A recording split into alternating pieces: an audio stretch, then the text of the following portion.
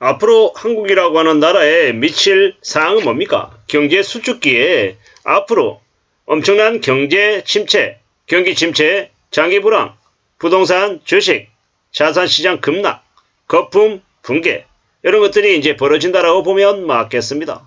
미국이라고 하는 나라가 2024년 상반기 하반기가 아니라 2025년 3월에 금리를 내릴 수 있다는 이야기가 나오고 있고, 이스라엘과 이란 전쟁으로 인해서 유가가 100불, 150불 치솟을 수 있다라는 얘기. 그리고 많은 기업들이 대대적인 구조조정에 앞장서고 있다는 게 지금의 현실입니다. 이러한 현실을 우리는 너무도 별가인 것처럼 생각하지만요. 이제 냄비 안에 들어가 있는 개구리 마냥 우리는 시간이 지날수록 점점 이제 상황이 안 좋아지는 겁니다. 별가인 것처럼 괜찮은 것처럼 얘기하는데 우리는요. 정말로 상황이 어렵습니다. 이게 우리가 이제 앞으로 겪게 될 일입니다. 꽤나 지금 심각하고 꽤나 안 좋은 상황인데 별가인 것처럼 얘기하는 이들이 너무도 많습니다. 이제 앞으로 시간이 지날수록요. 점점 더 상황이 안 좋아질 겁니다. 이제 우리가 2008년 리먼 때 그래도 괜찮았던 이유가 뭡니까? 한국이라고 하는 나라 옆에 중국이 있어서 중국을 뜯어먹고 살 수 있어서 괜찮았던 겁니다. 지금은요. 뜯어먹을 중국이 이제 없는 거죠. 그게 지금 이제 우리가 겪고 있는 상황들입니다. 참 무서운 얘기입니다. 앞으로요. 점점 더 충격적인 일들이 계속 벌어질 겁니다. 지금의 기득권들, 경제든 정치든 기득권들이요. 사람들을 무지하게 많이 추락시킵니다. 경제적인 하층민으로요. 근데 이제 그렇게 되면 어떤 일들이 벌어지겠습니까? 엄청나게 끔찍한 일들이 많이 벌어지는 거죠. 그런 비극적인 일들이 계속 늘어나면요. 이제 더 이제 충격이 심해지는 겁니다. 근데 이제 그 비극적인 일들이 가정이나 아니면 친인척 아주 가까운 사이에서 많이 벌어진다라는 겁니다. 그게 이제 심해지면요. 일상이 지옥이 되는 겁니다. 참 무서운 얘기입니다. 이제는요. 먹고 자고 쓰고 싸고 하는 이런 가장 기본적인 이제 활동들이 이제 잘 안 되는 경우가 생기는 겁니다. 돈 없는 사람들이 그냥 돈이 없다 이게 아니라 생존에 필요한 것들이 이제 휘둘리게 되면 어떻게 됩니까? 그들이 생계형 범죄를 저지르는 이제 일이 생기는 겁니다. 참 씁쓸한 얘기입니다. 이게 뭔가라는 생각이 막 드는 거죠. 참 힘든 겁니다. 정말로 상황들이 안 좋아지는 겁니다. 이게 뭘까 싶은 거죠.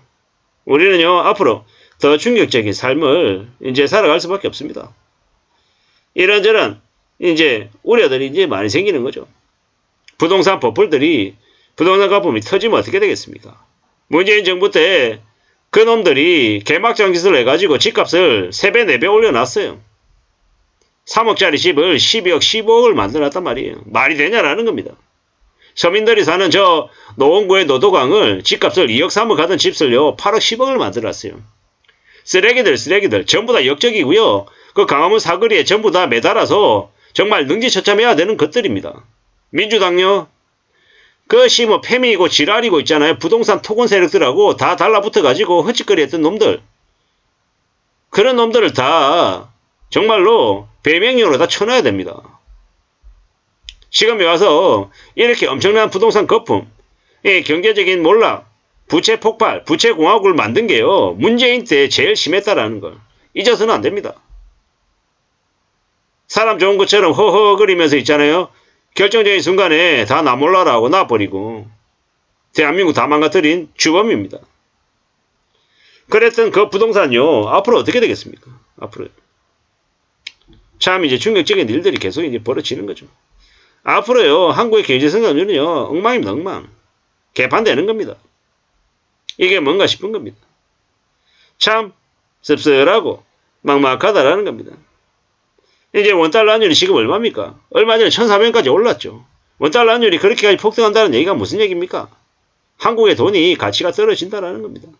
한국의 기준금리를요 3.5입니다. 3.5. 미국이 5.5고요. 어느 미친놈이 한국에 투자하겠습니까? 미국에 투자하죠. 이런 상황에서 수출이 잘 된다? 지랄 발광하지 말라 그래야 되는 겁니다.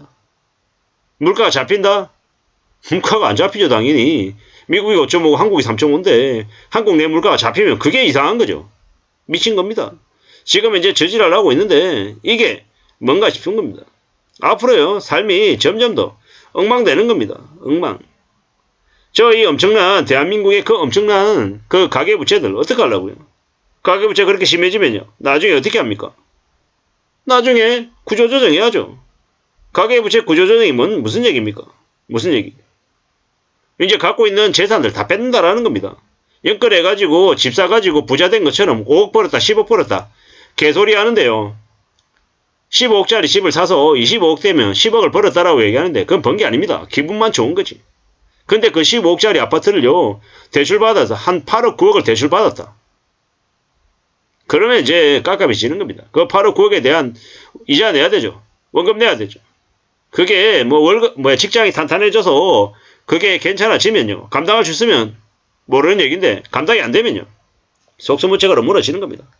이게 금방금방 벌어지는 일이다라는 겁니다. 앞으로요. 우리는요. 어떻게 되겠습니까? 좀 씁쓸한 얘기인데 문재인에서 윤석열로 바뀌었을 뿐인 거지. 아주 큰 틀의 기득권들의 구조는 바뀌지 않았다고 생각합니다. 이제 우리가 오징어 게임이 이제 2021년에 나왔잖아요. 오징어 게임의 호스트가 누굽니까? 문재인에서 윤석열로 바뀐 거고요. 그 오징어 게임의 설계자는요. 한국의 기득권들하고, 토건족들하고, 모피아하고, 기득권들이죠. 권력가죠. 권력자들. 그리고요. 이제 이 5,500만 국민들은요. 이제 오징어 게임의 이정재처럼 이제 된 거예요. 살아남겠다고 발벙치고 옆 사람이 죽어야 내가 살 수 있는 그런 이제 현실들이 벌어진다라는 겁니다. 참 씁쓸한 얘기입니다. 씁쓸한 얘기. 앞으로 우리는요 더 힘들어지는 겁니다. 더 이제 막상 되는 겁니다. 참 막막하죠. 막막합니다. 이게 뭔가 싶습니다.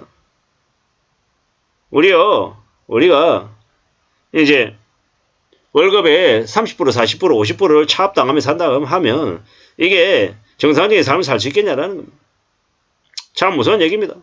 무서운 얘기. 앞으로 이제 저렇게 이제 경계대공황이 한국에 이제 닥치면 어떻게 됩니까? 이제 길거리에 이제 가로등불 꺼지고요.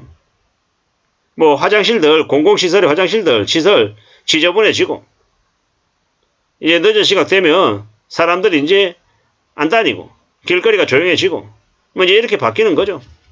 이제 점점 더 충격적이고 이제 놀라운 일들이 이제 계속 벌어지는 겁니다. 우리는요 올 쇼크입니다. 올 쇼크 지금 정말로 충격적인 일을 지금 겪고 있는 거고요. 초저금리에서 고금리 시대로 이제 넘어갑니다. 어떻게 되겠습니까? 어떤 생각들을 하며 살아야 되겠습니까? 가계부채는 이미 폭발했습니다. GDP 대비 100%가 넘었다라는 것은 이미 한계에 다다랐다라는 얘기입니다. 지금요 엉망입니다. 엉망. 어떻게 되겠습니까? 이제 개막장이 된다라는 겁니다. 고금리에서 고금리로 바뀌고 유가가 올라가고 인플레이션이 생기고